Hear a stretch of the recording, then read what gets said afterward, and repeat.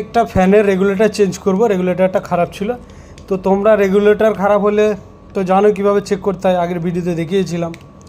তো চলো, এটা আমরা নতুন একটা ক্যাপটিরি রেগুলেটর লাগিয়ে নিয়েছি। এটা কিন্তু খুব ভালো পাওয়ারফুল রেগুলেটর। দাম দেখো 485 টাকা মতো দেওয়া আছে, বাট এটা 20% ডিসকাউন্ট হয়ে আসে।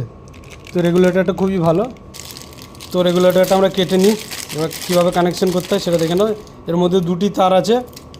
তো লাল তারটা হচ্ছে ইন এবং হলুদ তারটা হচ্ছে আউট, বা হলুদটাও ইন দিতে পারো, লালটাও আউট দিতে পারো, তবে লালটা ইন এবং হলুদ। দেখতে পাচ্ছ রেগুলেটর তার দুটো নিচের দিকে আছে, এই দিকটা নিচের মুখ হবে এবং এই দুটো ক্লিপ আছে, ব্যাস লেগে গেল।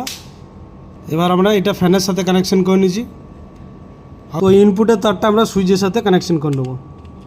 যদি না করি তো ফাইনালি আমাদের লাগানো হয়ে গেছে। এবার সুইচটা অন করে দিয়ে রেগুলেটরটাকে জাস্ট ইয়ে করে দেবো, বাড়িয়ে দেবো। দেখতে পাচ্ছ ফ্যান ঘুরতে লেগেছে। তো রেগুলেটর এইভাবে